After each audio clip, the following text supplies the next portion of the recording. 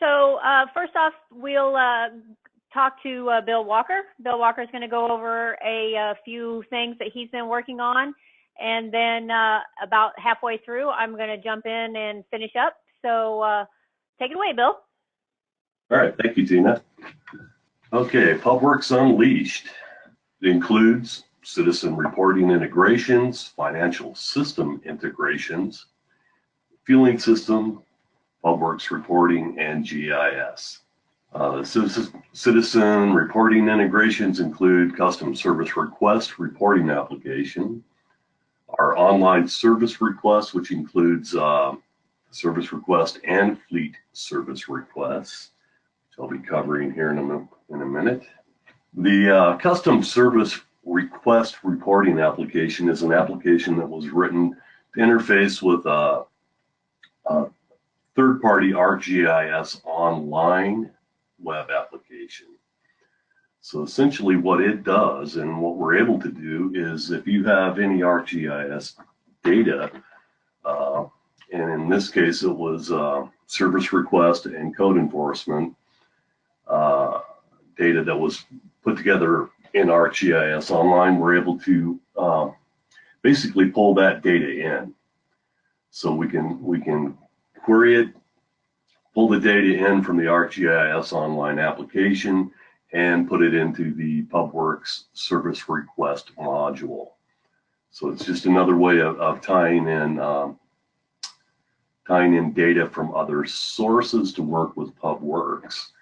I don't really have a demo for this one, but I do have a quick snapshot. It's a fairly simple program.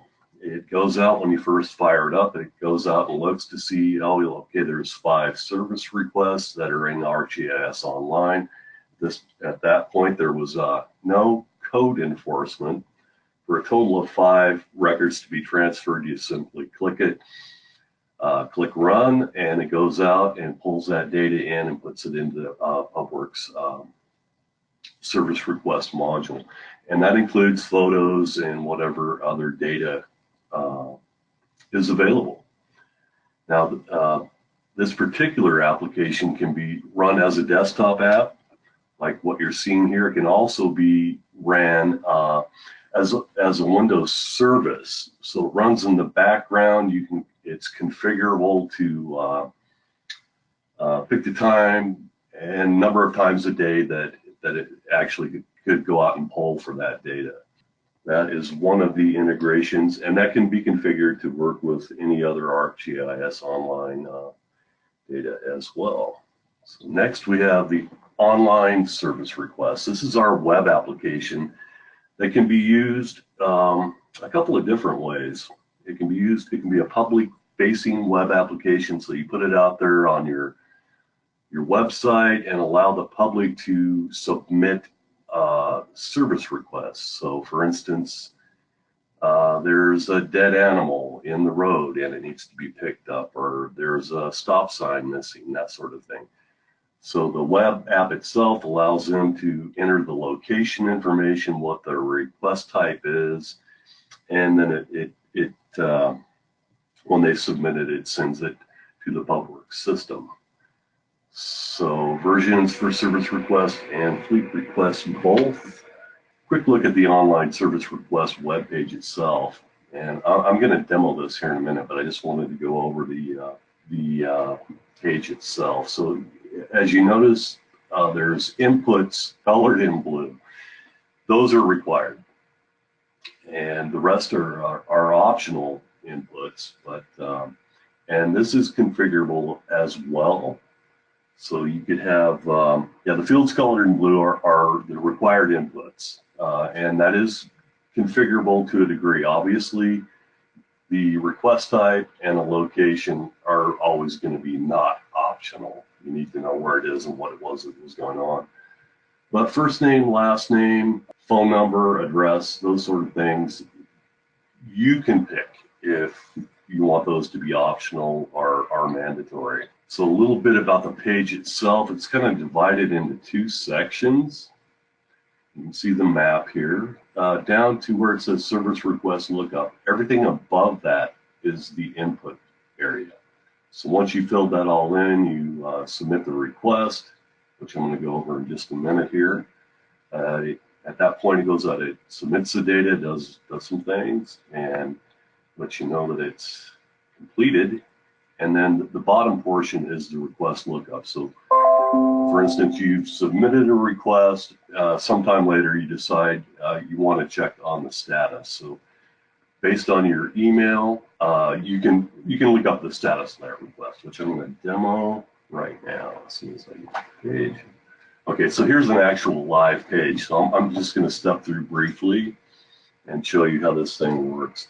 And this is the online service request, but the fleet request web page works pretty much the same way. So the user comes in. Again, this could be a public or it could be an internal app. It's totally up to you.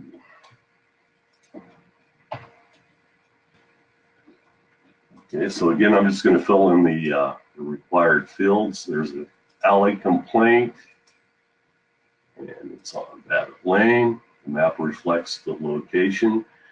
We also, in our newer versions, allow you to move that pin, the pin that's located on Babbitt Lane. So you could actually scroll that. Let's see if that one, yeah, something like this, just to kind of get a little bit more granularity for the location. And it also, once you move that, it's going to capture the Latin long of that pen, so you'll have that available as well. And then let's see, a brief description, garbage in the alleyway. Okay, so I filled out the required fields, and I'm going to submit this request. So at this point, a couple of things happen. It goes out, it gathers up the input data, sends it to the PubWorks database, which then makes it available to the desktop application. It also creates two emails. The first email goes back to the requesters saying, we received your service request and we will be looking into it and somebody will contact. The second email that it generates goes to the person who's in charge of that particular request type, and that is configured in the desktop application itself. So you can assign an employee to a particular request type, and then when this gets submitted, they will get that email. So I've submitted it, and it was successful. So it comes back and it tells me, "Dear John Q, thank you for submitting this request." Gives a number and just kind of the data points that they've entered, and in fact that a representative will be contacting you shortly. The internal email, the error thing that you see there is because I don't have my email set up for this. So at that point, I can go back, I can submit another request, or I can do a lookup. So some time has passed, I want to see what the status of the request that I submitted is. And let's see if I can remember it. And so the lookup is based on the email that I used to submit the request. So I'll do a quick lookup, and it brings back a brief message. And again, the message that it returns could be configurable as well. So this shows me on 4/6/2017, I submitted an alley complaint, and the status is still open. Come back to the page, and I can submit more requests. And let's see, so the fleet request works very similar to this, has a very similar look and feel, if you will. The difference being that the data goes into the fleet service request data on the desktop. And again, here's a picture of the what the fleet service request looks like. Very similar, same sort of setup. You can see that the required fields, the required fields are in blue. You've got your submit request button and a lookup as well. So that is kind of fleet and online service requests. Okay, so yeah, the next thing I wanted to talk about and show a little bit about was we're writing a number of integrations with different accounting packages, one of them being Tyler Munis. So we're working on, this is one that is complete. This one actually takes journal entries and time entry. So you enter all your time, material, and equipment and whatnot in PubWorks, and you need to get it to the Tyler Munis system, which more and more people seem to be having. This application will allow you to do that. You can, and what that does for you is it eliminates duplicate data entry. So you enter the data one time, and you're able to export from PubWorks and pull it into, in this case, Tyler Munis. And it can also work the other way. So if you, this could be set up to work with things like work orders, journal entries, and time and material entry. So it's pretty straightforward. What I'm showing here is the time entry. So you pick a date range, a description, and you click run, and it's going to create an export file. The table to the side here is showing how part of the setup that allows this to happen. So in this case, we're looking at a table that ties the PubWorks code to the Munis code. So in PubWorks, you have your hourly rates, overtime pay, holiday time taken. It works the same for employees and whatnot. So this basically is a cross-reference. So it ties the PubWorks code to the Munis code on the other side. Then when the export is created, it ties these two together and creates the export file that can then be pulled into Tyler Munis or whatever other accounting package you might have. As long as they have an API, we can get to it. That is that. Yeah. And here's a list of, we did a recent survey of all our customers to see what they would like to be able to integrate with. And this is a result of that. You can see that Tyler Munis is kind of at the top of the list. We're currently working on some interfaces with Tyler Munis for work orders, invoicing, and things of that nature. So those are all available. So it creates efficiencies and really saves a lot of time if you're only doing the data entry once. So. All right, Bill, do you have the ability to make me the presenter on this webinar, or okay, well, as Bill was saying, we have recently done a survey of our customers, our current customers, of the financial systems that they are using. And as you can see, of course, Tyler and Cassell themselves have come up on top in regards to the amount of our customers that are using their systems. Some of the less used ones are also listed here, but as Bill was saying, we're going to try and start looking into and increasing the ability to integrate with these financial systems. So we would like, if you guys have any different information or additional information about financial systems that you all are using, please let us know. So as far as besides the company of the financial system that folks are using, these are the things that they were interested in having us integrate with their financial systems. So we've got the employee time card, the expenses, the invoices, purchase orders, and contact information. We did have a few other items that people had mentioned, and all items would eventually be able to be integrated, but these are the things that we're going to start with. So Ellen, do you have any questions for us before we go forward, or? I have a question here. I understand that the description field is required on your example, but can that be changed? If so, does the description have to be filled out to send it to the mobile units? The description has to be filled out on the computer side to send the service request out to the mobile units, and was wondering if this would be any different.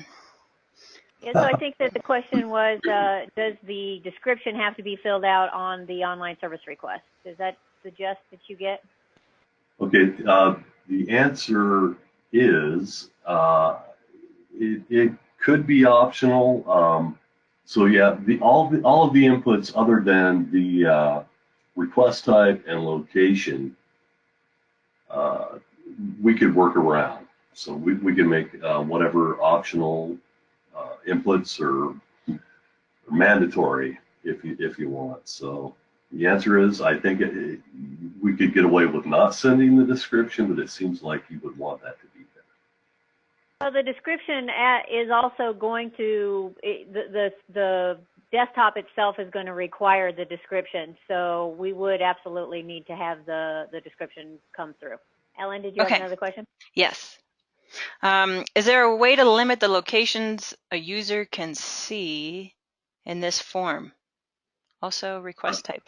Absolutely. It's completely configurable in the desktop application, and it's a checkbox sort of thing. And if you want to contact me after the conference, I'd be happy to show you how to do that. Or a new question. Can the pin drop autofill the location? Not at this point, but that's a cool idea. All right. So on with our presentation of the different things that PubWorks is working on for, or already has for integration. I'm sure Pete will be talking about this later on today, but I just want to briefly mention that PubWorks already currently has the ability to integrate with virtually every fueling system. And that is fantastic when it comes to the ability for us to digest that information from the fueling system to help drive those preventative maintenance items for the fleet maintenance. These are just a few of some of the fueling systems that we have already integrated with. And like I said, I'm sure Pete is going to be talking about this a lot more this afternoon. I did also, as I had mentioned, that the fueling system imports to drive the fleet preventative maintenance items. It's a huge time saver. Obviously, it is not required to have a fueling system integration to be able to use the preventative maintenance items. There is the ability for manual entry, but just like every other integration thing, it sure seems to speed things along and make things a little less data entry centric. Moving on, also the fuel system import reporting. And so the same is true. If you are integrated through the fueling system, you then have all of the reporting ability to show the odometer log entries, also the fuel quantities and costs and percentages of the fuel usage. PubWorks and reports. This has also been mentioned, but I want to explain it and go through it a little bit more in depth. Excel and CSV, or character separated values, or PDFs, are probably the main ways that people would export a report from PubWorks into those. I do want to show you, however, that we do have the ability to do the export in a lot of different ways. For example, here, this is just a quick activity cost by location summary. If I were to run that, just so everybody knows, the way that you export a report is up here in the top left-hand corner. See here it says Export Report. When I click on that, I get a new menu here that is going to ask me a few questions.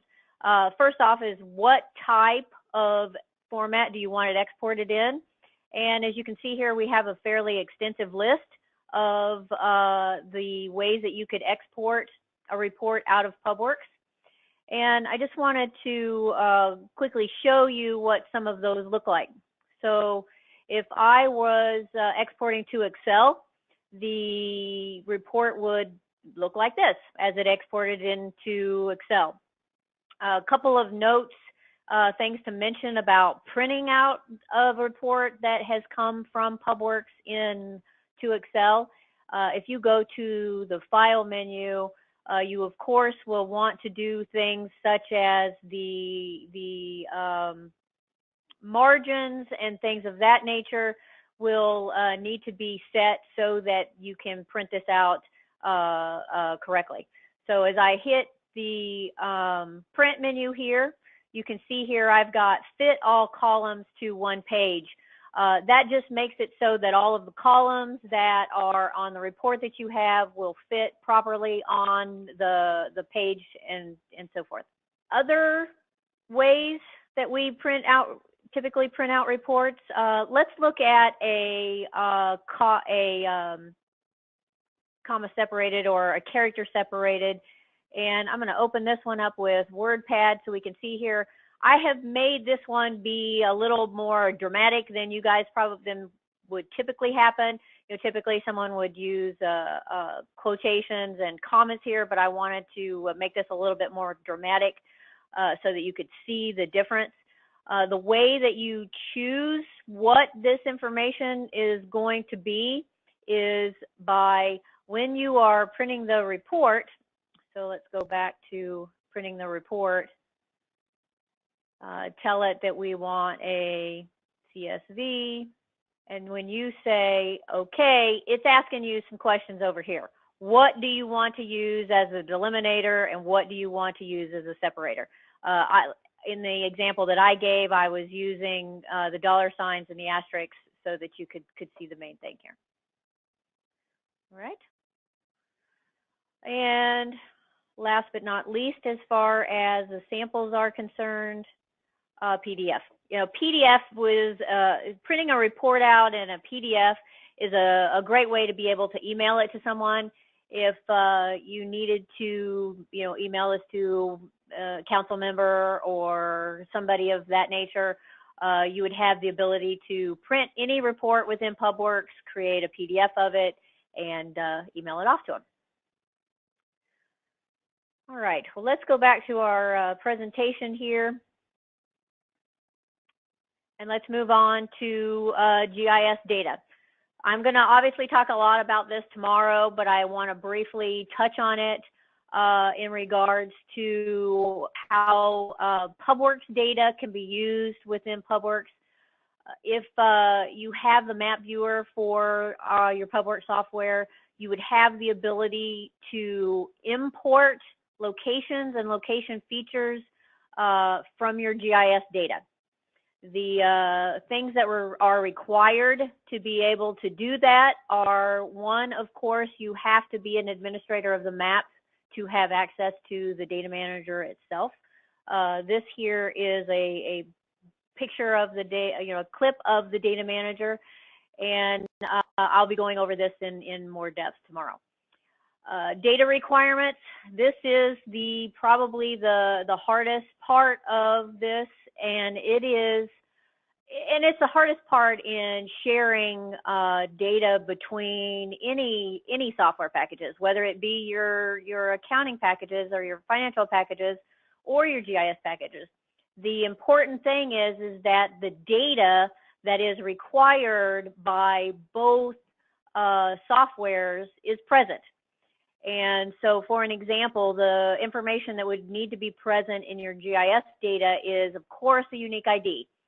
And we all know that in PubWorks, a location or a location feature has to have a unique ID. But sometimes that's not necessarily the case in GIS data. They are, you know, GIS folks a lot of times are not relying on an ID for the asset, but for the, you know, the specific data itself, you know, the point in the world or the line in the world for the actual unique. But to be able to use it in PubWorks, obviously, we will have to have a unique identifier. We'll talk more tomorrow about what those specific requirements are. Clean data. This is another very important thing. And just like I said, with any integration system, the data has got to be clean. Things that PubWorks requires as far as clean data is no null values and the linking data, and you know, certain special characters are not allowed as well. And again, we'll go over that again tomorrow. Parent location. The one great thing about using the map viewer to import your locations and your location features, you know, PubWorks is the one a lot of times that is requiring that there is a parent location for a feature. Well, our data manager will assign that parent for you with a what Esri calls a spatial join. So basically what it does is it looks at two data sets. It looks at the let's just say I'm looking at here, fire hydrants. If you are wanting to create those new records for new fire hydrants, what it's going to do is it's going to look at the fire hydrant record. And I have down here in this box that the fire hydrant parent type is streets. And so what it's going to do is it's going to look at the GIS data for the streets as well, and it's going to find the parent that it is closest to. So you've got some centerline data for your roads, and whatever centerline data is closest to that point is what it's going to do to assign the parent for it. Also, with GIS data, we can use the PubWorks data itself in Esri. So instead of pulling Esri data in, we can actually use some of our PubWorks data within Esri, within your Esri department as well. Two main ways of that data being used is the attribute sync. So when we're talking about attributes syncing, we are talking about those attributes that are attached to the location or the location feature, those custom attributes. And so, for example, these attributes down here. If by chance the Public Works Department or Water Department or whomever has gone out and has collected this information and they have updated these custom attributes, and the GIS department decides they want that data for some project that they're working on. By using the data manager within the map viewer under the map attributes section, you have the ability to copy PubWorks attributes to GIS. Now, you have to be an administrator of the map to allow this to happen. And you also have to have right access to the GIS data, because we know that GIS folks, and rightfully so, are very protective of their data. And we don't want anyone just willy-nilly updating their attribute information. So we've got the ability, but there are some pretty specific things that have to be in place before that will absolutely happen. So to save the integrity of their data. And then again, the CSV tables that we've already looked at. Any CSV table that you exported, maybe a let's say, in fact, I have a sample here, a list of the actual assets themselves. If you have the assets within PubWorks, maybe they were put in the system many moons ago, and you want to give that information to the GIS department, you would have the ability to print those reports in a CSV fashion that they could use in their GIS data as well. All right. So, Ellen, that is everything that I was going to talk about until I started to talk about mobile. Are there any questions that have come up between now and then? All right, so mobile. Yesterday, Mike did a fantastic job of going over some of the intricate details of mobile, such as the mapping items that are coming out and the multiple location function, which I think is fantastic. But he kind of ran out of time, so he didn't get to show a lot of the general usages of mobile. And we know that there are a lot of people that are on the users conference that may not have seen mobile at all. So we do know that there are a lot of people on the users conference that have mobile and are using it, but I wanted to spend a little bit of time going over some of just the general usages so that you guys could, those of you who have not seen mobile yet, could take a look at it. So with that said, I'm going to switch us over so that you can see my mobile device. And unlike yesterday where Mike was using an emulator, I am actually using a live device here today. And so what I have got here is a Samsung Galaxy Tab that has been great for the use of PubWorks, especially for training and demoing and things of that nature. A reminder of a few things about mobile is that our mobile can be disconnected.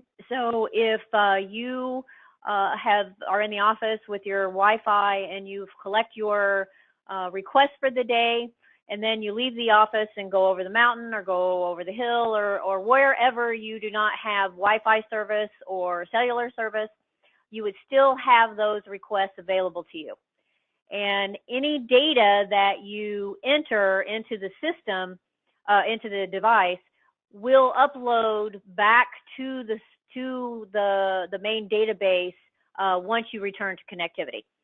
We think that that is a fantastic attribute of our mobile application, because it gives a lot of our folks that are in our rural areas that ability to still have their mobile device even when they don't have any connectivity. So I wanted to go over just each one of these tiles and talk about them a little bit. First off, I want to start with requests. Tyler is going to talk about service requests today, and I know he will mention this as well, but I want to just give a little bit more in-depth information about how that happens. So first off, we're going to look here. Let's look here at the desktop. So I started this service request a little bit earlier today. It is a service request I started from the map, and it is someone has called to indicate that there is a sign down. And so what will happen is that once this service request is saved, it is going to make its way to the device. And once it has made its way to the device, then there is going to be indication of such that that there is a new request. And this tile here, what it is currently telling us is that I have 21 new service requests that I have not acknowledged that I have received.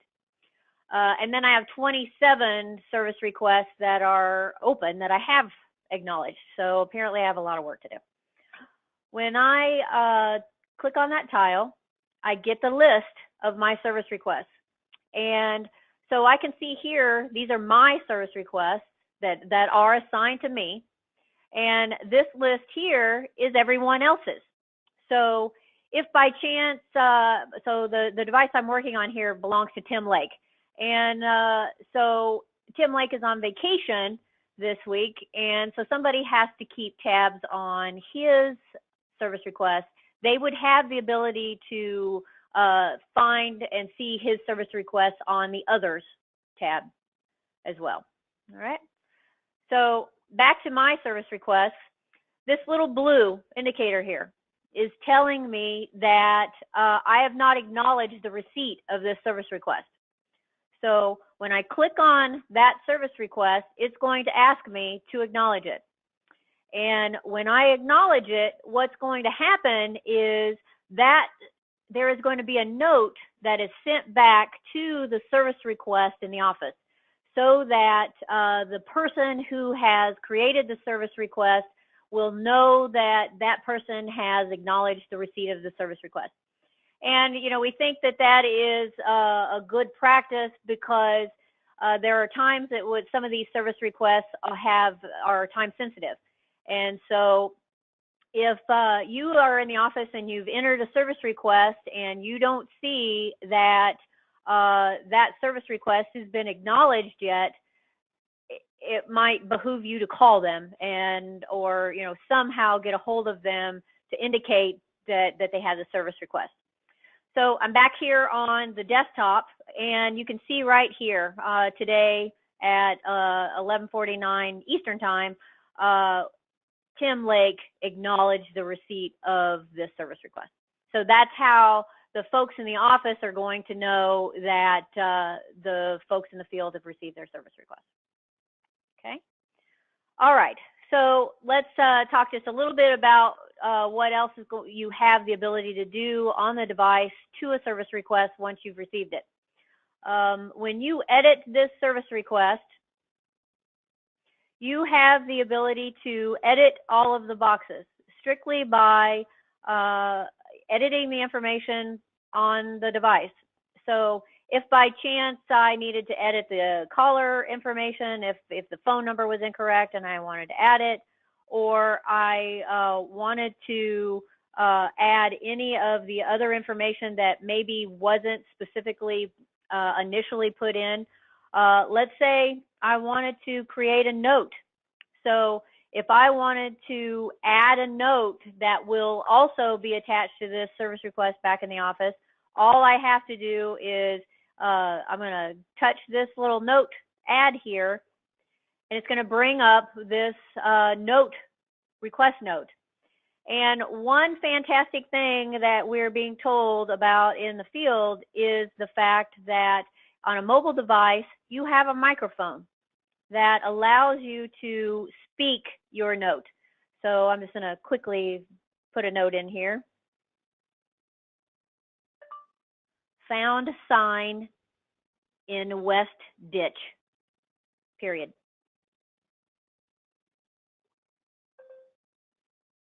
I'm going to hit save.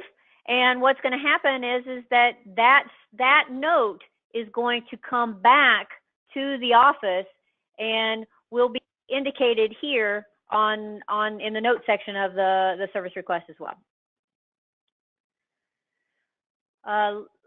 I'm going to skip over work entry here for a moment and just briefly mention again photos.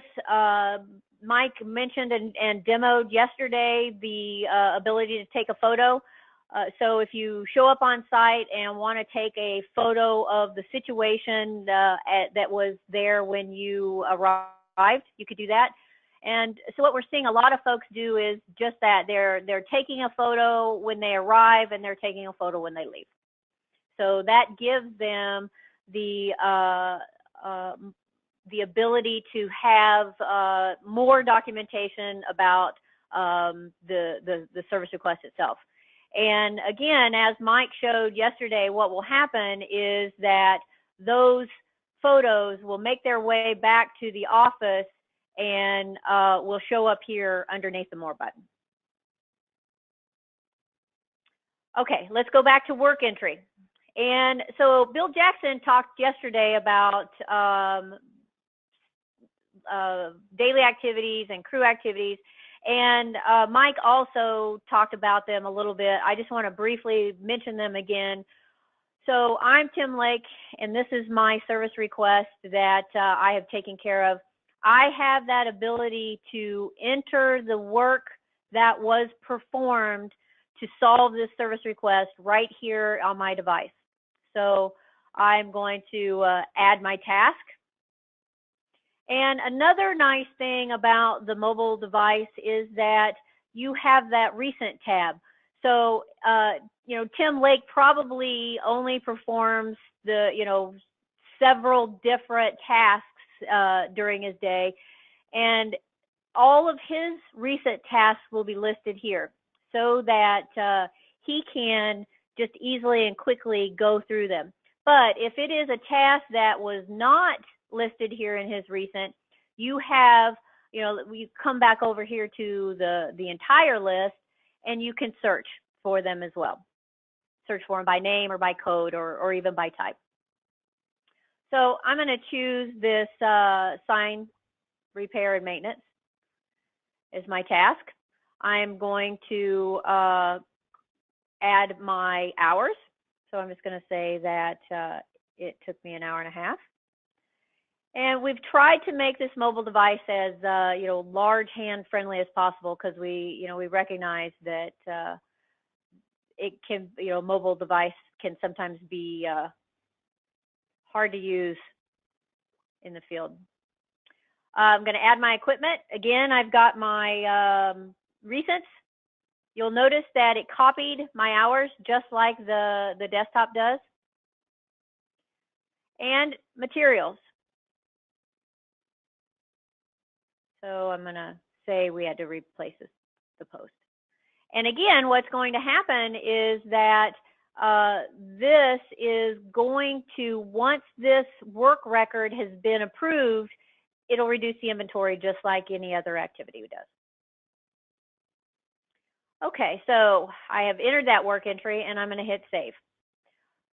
I'm going to come back to the desktop and talk a little bit about the mobile work approval.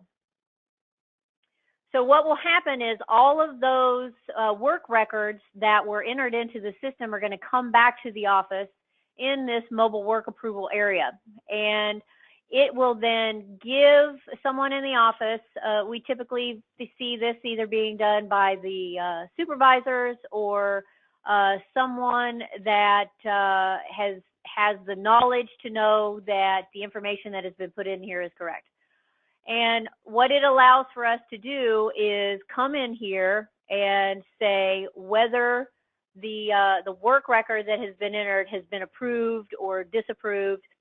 And once that record is approved, it is going to then create its daily activity or crew activity. And how does it know which one to create? Well, as Mike was showing us yesterday, if there are multiple people that are on the work record, then it's going to create a crew activity. If there is one single person on it, it's going to create a daily activity. So back to the device. So that is in a nutshell, and like I said, I think Tyler is also going to touch on this during his presentation, but I wanted to give you guys a little bit more in depth of general use of the mobile device. The next tab I want to talk about is the work. So we've already seen the work tab because we entered it through, is there a question, Ellen? Yes. All right. Real quick, sorry, before you move on. When you guys are filling out a service request in the field, when they put their notes on the crew activity part of it, I cannot see them in the office if I have to print out the service request. Is there a way to get those notes from the crew activity to the service request where they can be seen if printed out? We have to provide these to people when we get an FOIA. Okay, so I think what they are saying is that they are actually looking for the activity notes to be printed out on the service request itself. So I do not believe that that's something that is currently associated with the service request, but it's definitely something that we could look into. Ellen, if you'll make sure I have that person's information, I'll look into it for them. Yeah, it's he added another additional line to his question. If the crew generates a service request with a crew activity on mobile, how do you find it in the office? So if someone creates a service request in the field, so and that's something that Mike talked about yesterday, but I didn't talk a lot about. So what I believe they mean is that they have come here to the mobile device and they've either gone from the asset itself or they've just come straight here and started creating a new service request. I think that the question is, how do I find that in the office? Well, the service request itself is going to show up in the same place that everything else is located. Even if it was entered on the mobile device, it's going to be in the service request log. So you will be able to see it in the service request status or even the service request dashboard itself. All right. I hope that answered your question. If not, let me know. Thank you. And then Tina, can you show us what maps look like on mobile? Yes, I'm gonna get there just shortly. Okay, great. That Shortly. concludes. Let me just. Okay, all right. That concludes the questions. Okay, thanks. All right, so like I said, we've talked about work, entering work already through a service request, but there is also a way to enter work that has nothing to do with a service request on the mobile device. So if I am someone that is in the field with a mobile device doing work that is not associated with a service request, all I have to do is come here to my work tile, click it, add new, and start filling it out, just as I would in the office. So if I click new, I'm going to add my task, my location, my employee information. And again, if it was a crew activity, I could enter a crew activity, enter my equipment, my materials, and any notes.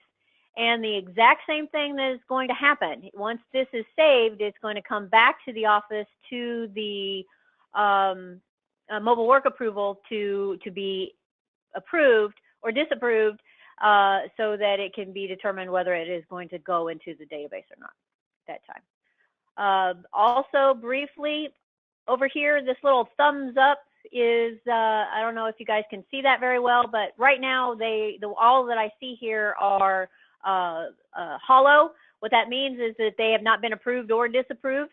Once they've been approved, they will turn green. If they have been disapproved, they will turn red and the thumb will go down. And if you by chance get a work record that has been disapproved, when you open it back up, it's going to tell you why it has been disapproved, because back in the office, when they disapprove something, it's going to ask them to fill out, indicate why that it is being disapproved. That way, the folks in the field know why it's being disapproved and they know what to fix. Also on the work tab, we've got here on the indicator, it's indicating it for us. I have entered 3 hours so far today, 4 and 3 hours in the past 4 days. So apparently I've only worked 3 hours this week. So that's the work tile. The next tile I want to talk about is the assets. So underneath the assets, this is all of your locations and your location features that you have told the system to move to allow on mobile. So, and with that said, what I mean by that is on the desktop, under your PubWorks data, category data, under your location types and your location feature types, there is a new box here that is for mobile. And what that does is that indicates whether that is a location or location feature that will be transferred over, that can be transferred over to the devices. Like I said, every device is here. Every asset is here. And the same information that is in the office is here, as far as your metrics information, your attributes information, and that type of thing. You also have your history information. So if I click here on this history button, this is all of the work history and service request history for this asset as well. Or as Mike showed us yesterday, I can create a new request on this asset, or I can create new work on this asset. So if by chance I was sent out by the foreman or a supervisor to work on this fire hydrant, and it's not something that was associated with a service request, but I was sent out to paint it, I could click here and enter a new work record for this asset quickly and easily. All right, I'm starting to run in long on time here, so I'm going to speed up just a little bit. Maps, the thing that the items that are about to be released here fairly soon on the maps are, as Mike showed us yesterday, under your request menu, you have the ability under the hamburger menu to tell the system to map your request. And what this is going to do is give you a map indicating where all your open service requests are. It has an aerial. You have the ability to, use your little pinch finger scenario to zoom in. If by chance you wanted to see the specifics of a service request, you just click on the pin, and it's going to bring that service request up for you. Now, I do not have a great way to demonstrate the maps of the assets as Mike did yesterday, so I'm not going to go through that, but I am going to mention that in the maps, there will be a map that has all of your assets that you have chosen to put into the device as well. And like I said, I can't demo that very well for you today, but I did want to mention it. The reason I can't demo it is because I'm not in New Jersey where all the assets are, so it wants to bring me to where I am located instead of where all of our demo assets are located. Inventory. This is a module that a lot of people are very excited about. What it will allow us to do when it is released, it will actually allow for the collection of assets in the field. So if I do not have GIS data for, let's say we don't have GIS data for our fire hydrants yet, or our guardrails, or anything of that nature, I will be able to use this device to collect the GPS location of those assets. And once those assets are collected, and when I collect them, it's going to ask me all of that same attribute information that we are wanting to know about in the office, those custom attributes. Things such as, what district am I in? And then you can see down here the jurisdiction, a label, any of the information that you are already keeping track of in the office, you'll have the ability to enter that information here as well.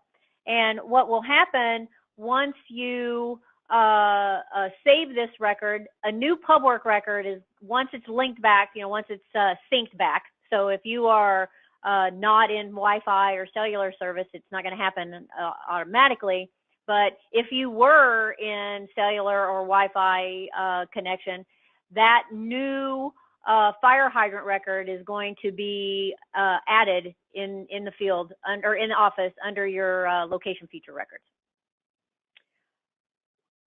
And another note on the attribute information that is associated with an asset, if you happen to be in the office or in the field and have, you're here with this fire hydrant, and you notice that the condition is not fair, but the condition is poor, then you have that ability to edit that information as well. And that information will then be uploaded back to the office as well. Okay, and last but surely not least is the inspection. As Pete mentioned yesterday, there is a brand new module that is not only for desktop but for mobile, that is inspections. And it will allow for those inspections, such as maybe your water inspections, any type of inspection that you are doing to your asset, you will be able to do those inspections from the mobile device and have that information loaded back to the office to the asset as well. You're going to have a history of all of those inspections, and you will also be able to create custom inspection templates. So if I'm working on a fire hydrant, I want to inspect these 5 attributes. If I'm working on a sign, I want to inspect these so many attribute information as well. So looking forward to that inspection module sometime next year. And with that said, Ellen, that's my overview of the general use of mobile. Do we have any more questions? Or, questions about mobile or questions about anything else that we've presented here this morning with Bill? I do have one question. I've got a couple actually. Actually, just one. What is the engine behind the maps within the map section of the mobile mobile mapping? Great question. So the maps, the platform for the maps currently is either Google Maps or Bing. Sorry, it left me there for a moment. But the reason that we have gone that way is because it is not requiring you to have an Esri license. If we had gone the way of Esri, you all would have had to also purchase licenses for those. And so we chose to go the Google route, which seems to be working very well for us. Okay, it seems like that might have been the only question. Great. So Tina, thank you. Bill, thank you. Very informational. Thank you.